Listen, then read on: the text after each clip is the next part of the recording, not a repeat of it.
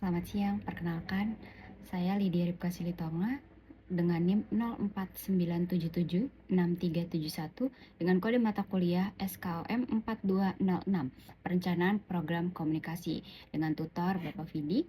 Melalui tugas 3 ini, rencana aksi program komunikasi dengan judul yang saya ambil ialah Edukasi Keamanan Transaksi Digital bagi Nasabah. Pertama merupakan ringkasan eksekutif, di mana perkembangan teknologi digital telah mendorong peningkatan penggunaan layanan perbankan seperti e-mobile banking, internet banking bisnis, KRIS, dan berbagai layanan digital lainnya. Melalui kemudahan ini, nasabah semuanya bisa melakukan transaksi dengan cepat dan efisien dan memungkinkan agar aspek kehidupan kita menjadi digital. Nasabah tidak perlu capek-capek datang ke perbankan dengan mengantri lama.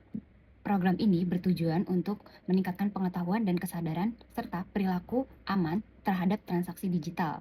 Pesan utamanya adalah aman bertransaksi digital dimulai dari kesadaran menjaga data pribadi yang berfokus pada penjagaan data nasabah dari penipuan digital. Bab 1 pendahuluan 1.1 metode dan hasil analisis situasi.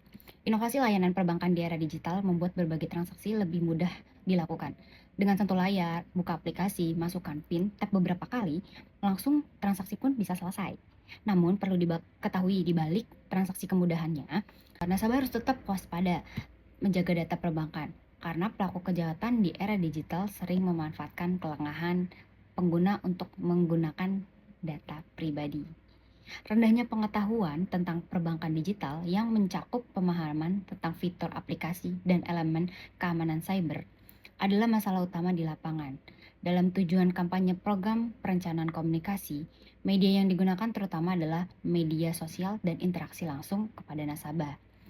Direktur Kebijakan Sistem Pembayaran Bank Indonesia, Rian Rizaldi mengatakan bahwa kebijakan Bank Indonesia ke depan akan difokuskan pada penguatan infrastruktur, regulasi, dan pengawasan guna menciptakan ekosistem pembayaran digital yang aman dan berkelanjutan. Berdasarkan survei Nasional Literasi dan Inklusi Keuangan (OJK) atau yang disebut Otoritas Jasa Keuangan, masih diperlukan peningkatan edukasi kepada masyarakat agar mampu menggunakan layanan keuangan digital secara aman dan bertanggung jawab. Oleh karena itu, diperlukan program komunikasi yang dapat meningkatkan pengetahuan dan kesadaran mengenai keamanan transaksi digital. 1.2 penetapan KLX sasaran. KLX sasaran dalam program edukasi keamanan transaksi digital yaitu semua nasabah bank dan karyawan guna untuk meningkatkan layanan perbankan. Bagian 1.3 perumusan tujuan kampanye. Tujuan kampanye diadakan untuk meningkatkan pemahaman nasabah mengenai transaksi digital, seperti pengertian phishing, kode OTP, PIN, password, user ID, agar mendorong nasabah untuk tidak membagikan data pribadinya kepada pihak manapun dalam bentuk apapun. Bab 2, mengenai analisis situasi SWOT. Yang pertama ada strength atau kekuatan, di mana bank memiliki kepercayaan tinggi di mata nasabah karena tempat kepercayaannya untuk menyimpan uang, aset, dan sebagainya. Pesan yang diedukasi juga lebih mudah diterima, akses langsung ke nasabah melalui edukasi email, SMS, WhatsApp, atau bahkan di kantor cabang. Yang kedua ada weakness atau kelemahan, di mana tidak semua nasabah memiliki media sosial. Sebagian nasabah kurang tertarik membaca materi edukasi yang dianggap terlalu panjang atau membosankan. Maka dari itu, tim edukasi dan tim program harus merencanakan sesingkat mungkin konsepnya, tetapi tetap dalam materi edukasi tentang keamanan digital tersebut. Yang ketiga ada opportunity atau peluang. Media sosial memungkinkan pesan edukasi tersebar dengan cepat, buat konten yang mudah dipahami supaya nasabah terlihat tertarik. Keempat ada threat atau tantangan, di mana modus kejahatan cyber semakin canggih dan sangat cepat. Pelaku sangat mahir dalam meniru identitas resmi bank seperti logo, pesan yang singkat, dengan modus penyebaran informasi palsu.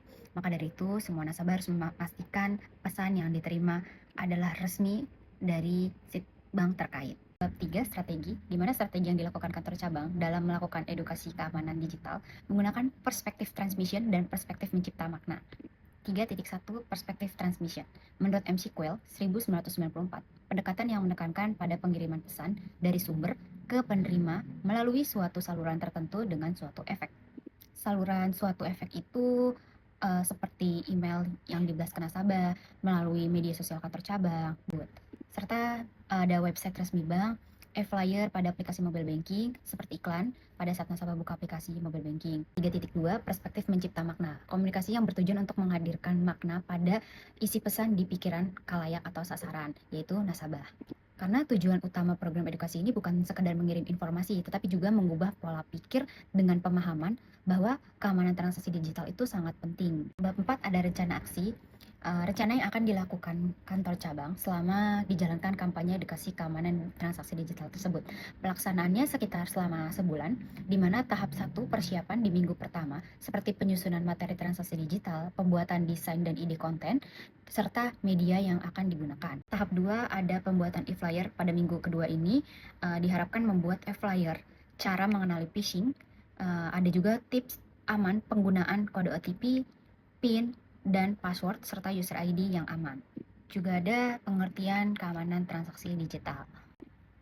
Tahap 3 ada produksi media. Pada minggu ketiga ini pembuatan konten mengenai phishing dan penipuan akibat pembobolan kode OTP. Yang kedua ada pengadaan kelas produk, di mana ada edukasi selama 3 hari berturut-turut sebelum dilakukan edukasi ke nasabah. Semua karyawan harus memahami tentang transaksi digital sebelum disampaikan kepada masyarakat, yaitu nasabah sendiri yang datang ke kantor cabang. Yang keempat ada strategi edukasi interaktif. Di minggu keempat ini mengadakan edukasi pemahaman produk antar divisi. Semua divisi harus saling memahami tentang keamanan transaksi digital sebelum diberitakan kepada nasabah.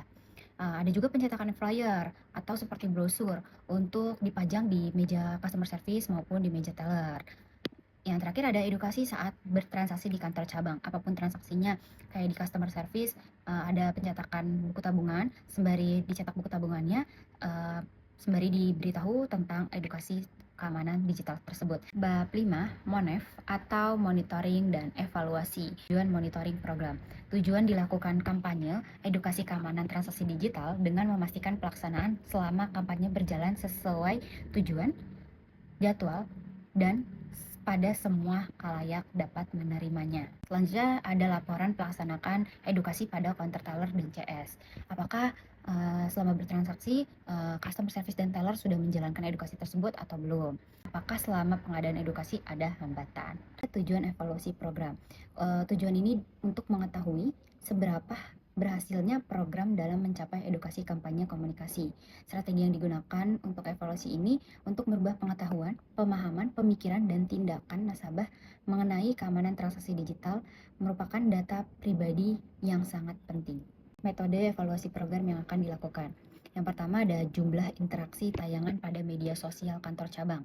Yang kedua, ada feedback apakah setelah nasabah diberitahukan tentang pemahaman mengenai edukasi keamanan transaksi digital. Yang ketiga, jumlah nasabah yang menerima informasi selama 1 hari pada transaksi di customer service maupun transaksi di teller. Yang terakhir merupakan daftar pustaka. Ada beberapa artikel dan website dari beberapa referensi yang telah diambil. Sekian presentasi tugas 3 perencanaan program komunikasi dari saya. Jika ada kekurangan mohon maaf. Terima kasih.